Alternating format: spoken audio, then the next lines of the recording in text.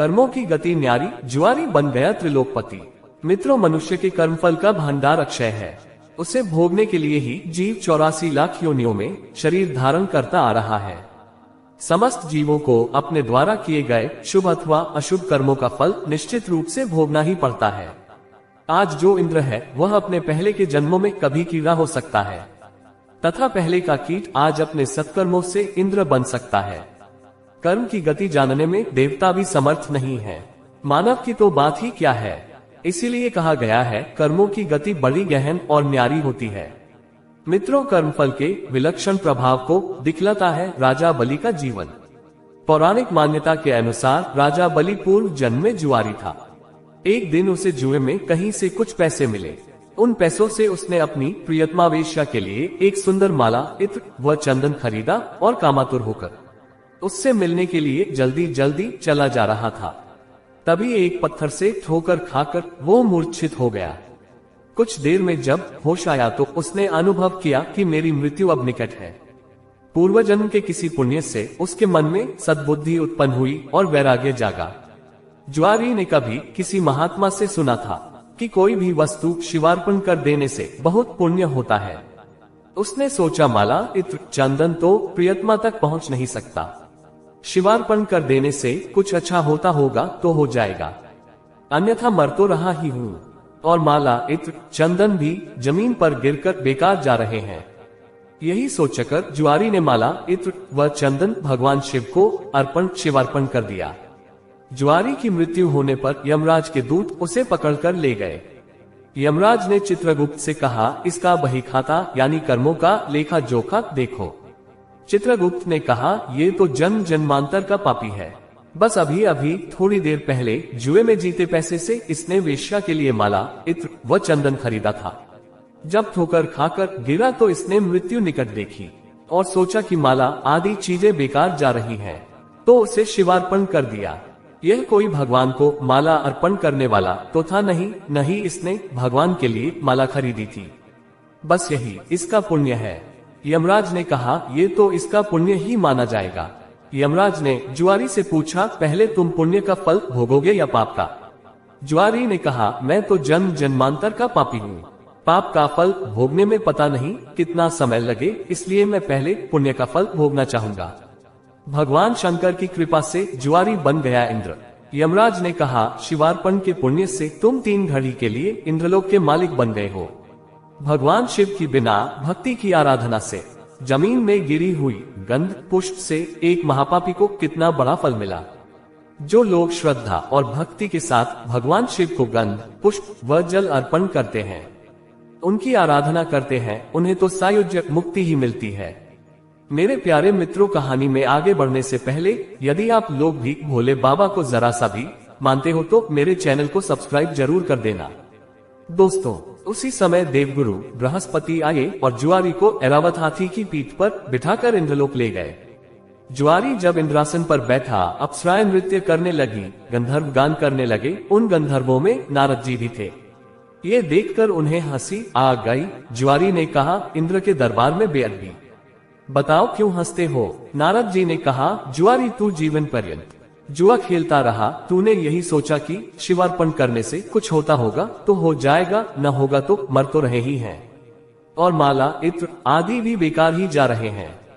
आज इसका परिणाम ये हुआ कि तुम 3 घड़ी के लिए ही सही इंद्रलोक के स्वामी बन गए, इसलिए मुझे हंसी आ रही है।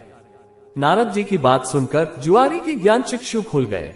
ज्ञान की चिनगारी जब पाप के ईंधन पर गिरती है तो पाप जलते हैं।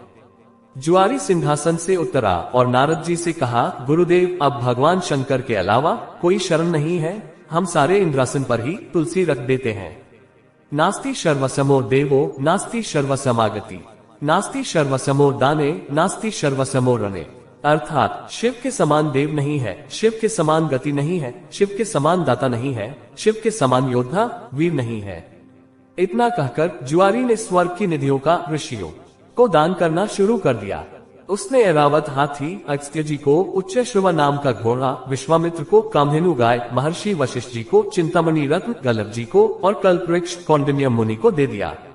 भगवान शंकर को प्रसन्न करने के लिए जुआरी ने कुछ ही देर में सारा इंद्रलोक दान कर दिया।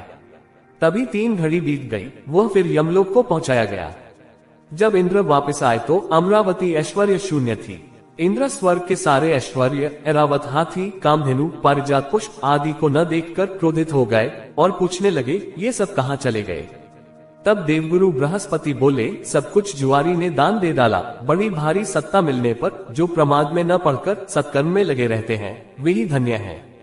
वे ही भगवान शंकर के प्रिय भक्त हैं। इंद्र स्वर्ग की निधियों को वापस लाने के अपने कार्य को सिद्ध करने के लिए देवगुरु बृहस्पति को लेकर यमराज के पास यमपुरी पहुंचे और जुआरी की शिकायत करने लगे। यमराज ने जुआरी से अपना पक्ष रखने को कहा। जुआरी ने कहा, हमको जो करना था हमने कर लिया, अब आपको जो करना हो वह आप कर लो। यमराज ने इंद्र से कहा, आप बूढ़े हो गए हैं, किंतु अभी तक आपकी राज्य से संबंधित आसक्ति दूर नहीं हुई है। जुआरी का पुण्य आपके 100 यज्ञों से कहीं महान है। जाइए ऋषियों के चरणों में पढ़कर या धन देकर अपने रत्न लौटा लीजिए। यमराज ने जुआरी से कहा, दान का पुण्य भूलोक में ही होता है, स्वर्ग में दान नहीं करना चाहिए, इसलिए तुझे नरक की यातना भोगनी ही होगी।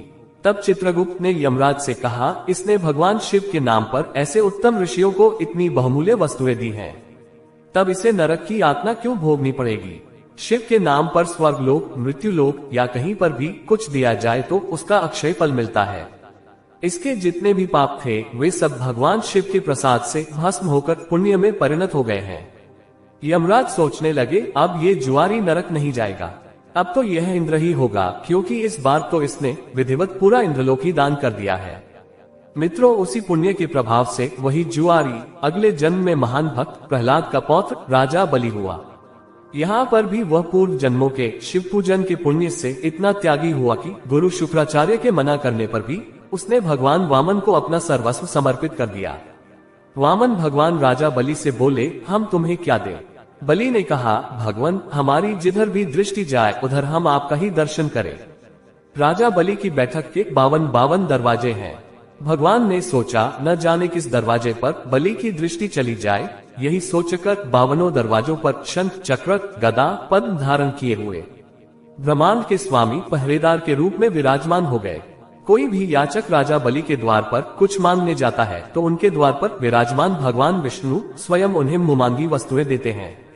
इसीलिए प्रहलाद जी ने भगवान की स्तुति करते हुए कहा है, इंद्र, कुबेर आदि देवताओं के द्वारपाल तो आप कभी नहीं बने, परंतु आप हम असुरों के द्वारपाल बन रहे हैं। इससे लगता है कि आप हम असुरों के भी पक्षपाती हैं। मित्रों, इस प्रसंग से गीता में भगवान का ये कथन सत्य सिद्ध हो जाता है कि पत्र, पुष्प, फल, जल जो कुछ भी भगवान के लिए अर्पित किया जाता है वह अनंत गुना होकर वापस आता है। मित्रों, प्रेम से बोलो हर हर महादेव।